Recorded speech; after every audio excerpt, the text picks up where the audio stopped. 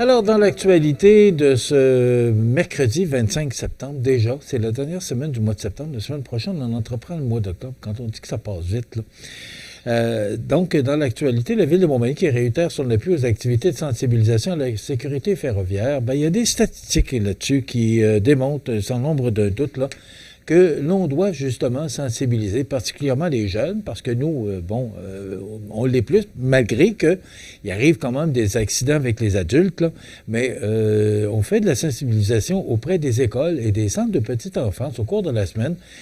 Cette semaine qui se déroule jusqu'au 29 septembre, là, soit jusqu'à dimanche. Alors, on nous dit qu'il y a eu plus de 230 incidents liés à des intrusions sur les voies ferroviaires ou à des passages à niveau qui sont survenus au Canada. C'est sûr que c'est grand, puis le Canada, là, en 2023, 66 décès et 39 cas de blessures graves qui auraient pu être évités, c'est sûr. Alors, cette sensibilisation qu'on fait auprès des jeunes, c'est une petite graine qu'on sème, là, comme ça, jeune, et qui servira, j'espère du moins, à diminuer ces accidents, ces décès dus à des accidents de train ou encore des gens qui se promènent sur les chemins de fer, là, parce qu'il y en a qui le font, il y en a qui prennent qui font des promenades sur les chemins de fer parce que, c'est beaucoup plus droit. Puis en tout cas, on m'a déjà expliqué là, qu'il y en a qui font ça, c'est quand même extrêmement dangereux. Donc, cette sensibilisation-là, encore une fois, que la Ville de Montmagny participe. Le Salon de la deuxième jeunesse qui se tenait hier, mardi, c'est la 9e édition. J'ai été surpris d'apprendre que c'est la 9e édition. Il me semble que ça fait pas longtemps qu'on entend parler de ça. Mais quelle belle initiative qui s'adresse aux personnes âgées. Mario Lacombe était sur place hier et nous a préparé un reportage qui suit. Ce mardi se tenait à l'espace citoyen de Montmagny le 9e salon de la deuxième jeunesse de Montmagny. Sous le thème « Bien vieillir, ça part de soi », cet événement incontournable pour les aînés de la région de Montmagny et de l'Îlet proposait une journée riche en découvertes. L'édition 2024 fut inaugurée par le président d'honneur, le Dr Jean-Pierre Després, directeur scientifique de Vitam, centre de recherche en santé durable à l'Université Laval. 4 conférences ont été proposées en lien avec le thème de l'édition. Il y a eu aussi plus de 30 exposants sur place pour présenter différents services et pour clore cette belle journée, un spectacle hommage à Johnny Cash. Steve Gobeil, travailleur de milieu au service des aînés, nous brosse ici les grandes lignes des activités de la journée. Oui, alors on est bien content du déroulement de la journée. Alors, c'est un bon succès encore cette année, avec plus de 200 participants aînés et plus de 30 kiosques qui représentent des organismes, des services qui s'adressent aux aînés qui sont offerts dans la région de Montmagny et de l'Îlet. Alors, c'est les kiosques, justement, des organismes qui viennent présenter leurs services, qui peuvent s'adresser aux aînés pour les aider à bien vieillir, à rester à domicile, lorsqu'ils rencontrent des difficultés, des fois connaître les ressources qui sont sur le territoire, autant pour le transport, la popote roulante, l'aide à domicile, la coop à l'entretien à domicile, la prévention des chutes à domicile aussi.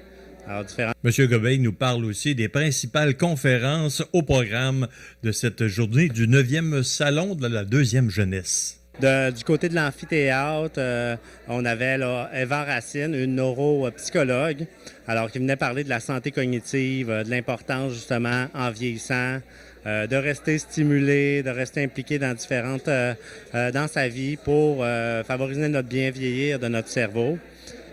En santé le plus longtemps possible, qui est le souhait de tous aussi. Et de l'autre côté, ce matin, on avait le docteur Michel Morin qui venait parler de le côté affection et sexualité en vieillissant. Des fois, qui est un peu un sujet tabou, mais qu'on a besoin de parler aussi, que en vieillissant, nos besoins physiques ne changent pas non plus.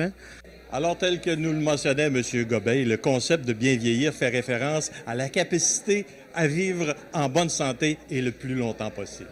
Mario Lacombe, à l'espace citoyen de Montmagny pour CEMA TV. Information. Merci, mon ami. Mario, voilà, c'est le salon de la deuxième jeunesse. Puis je suis certain qu'il va y avoir, surtout que là, ça va être le 10e anniversaire l'an prochain. Il va sûrement y avoir une autre édition. Bravo pour cette belle initiative là, des organismes communautaires de la région là, qui se donnent la main pour organiser un tel événement. Puis aussi, bravo aux gens qui participent parce que c'était plein. On ne pouvait pas accueillir plus de monde. Ce que j'ai trouvé comme une bonne idée, c'est qu'en fin d'après-midi, il y avait un spectacle de Johnny Cash. Alors, moi, je trouve ça intéressant parce que là, il y avait des kiosques, il y avait de l'information, des conférenciers. Puis, tu sais, ça finit que c'est une journée un peu lourde. Là. Mais en fin d'après-midi, on faisait place à la musique, en plus avec Johnny Cash. On ne pouvait pas manquer notre coup. Alors, bravo aux organisateurs de ce bel événement. Et il y aura aussi la 3e édition de la populaire Fiesta d'automne à la MRC de Lillet. Ça s'adresse particulièrement là, aux immigrants là, qui sont maintenant arrivés chez nous. C'est ce qu'on appelle une rencontre interculturelle. Puis moi, je trouve ça tellement important. On l'a fait à Saint-François de la Rivière-du-Sud il y a quelques semaines avec notre Hamilton Sidad. Là.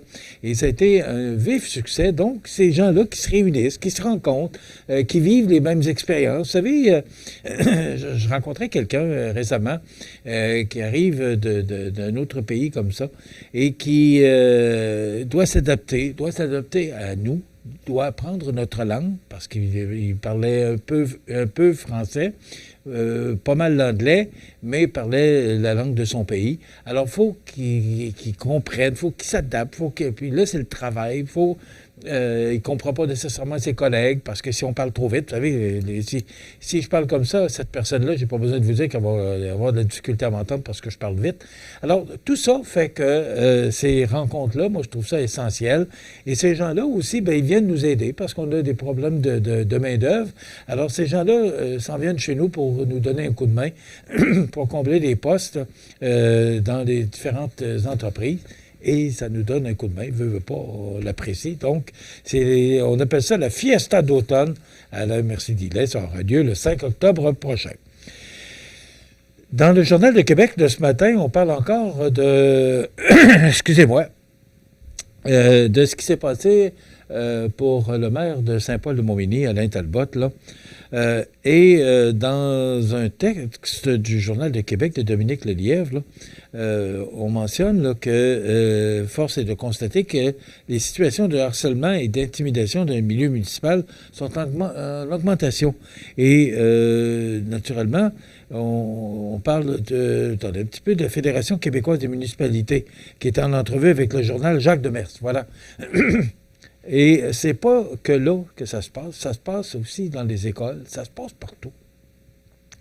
Je ne sais pas si c'est la pandémie qui fait que les gens ont la mèche courte, là, mais on remarque de plus en plus là, partout. Et vous savez, hier, je regardais le bulletin de nouvelles sur Radio-Canada, puis TVA avec Zappa, là, et je regarde ça, puis je m'informe parce que je vous informe. Donc, je m'informe pour être certain de bien vous informer. Mais quand tu as fini le bulletin de nouvelles, là, tu t'es dit, non, mais y a-t-il quoi qui va bien quelque part? Et c'est la question que je me suis posée hier. On regarde ce qui se passe au Liban. C'est loin de nous. Mais c'est sur notre planète. C'est pas si loin de nous. Vous savez, il y a M. Biden là, qui est sollicité là, par l'Ukraine là, pour offrir à l'Ukraine là, des missiles de longue portée pour attaquer plus loin la Russie. Et là, M. Poutine qui, lui, menace avec l'arme nucléaire. Puis, là, je ne vais pas vous faire peur ce matin, puis c'est pas l'objectif, là. Mais quand on pense à ça, puis on regarde ça, puis on dit, non, est-ce qu'on est près d'un conflit mondial, de la Troisième Guerre mondiale? Et ça, c'est inquiétant. On est bien, nous autres, dans notre petit coin de pays, notre beau petit Montmagny, là, puis on mange bien, puis... Mais quand on regarde ce qui se passe à l'extérieur, puis ce qui se passe dans d'autres pays, veut pas, c'est sur notre planète. Oui, c'est loin de nous, mais c'est pas si loin que nous. Ça, c'est sur la Terre. On est tous sur la même planète. Alors, quand on regarde ça, je regarde au niveau politique, là, ce qui se passe avec M. Poilievre. Écoutez, il a bien le droit de faire ce qu'il veut. Il veut faire tomber le gouvernement. Mais avec 40 milliards de dettes, est-ce que c'est vraiment une bonne idée? Est-ce que on élit les gens? Oui, c'est un gouvernement minoritaire. On a décidé, nous, qu'on on élisait un gouvernement minoritaire. C'est nous autres. Et ça, cette démocratie-là, on l'applique encore au Canada et au Québec et à Montmagny, parce qu'on a notre conseil municipal aussi. On a mis un gouvernement en place, minoritaire, parce que c'est ce qu'on voulait, puis c'est ce qu'on désirait. Mais quand on regarde ce qui se passe avec M. Poilievre, là, qui veut faire tomber le gouvernement, quand on regarde la semaine passée à la Chambre des communes, là, comment M. Singh avec M. Poilievre, puis M. Trudeau, puis M. Blanchet du Bloc, là, comment ces gens-là se répondent? Hey, c'est la Chambre des communes. Et là, c'est rendu à peu près la même chose à l'Assemblée nationale. L'histoire de Northvolt, je ne sais pas si vous êtes tanné d'entendre parler, mais moi oui.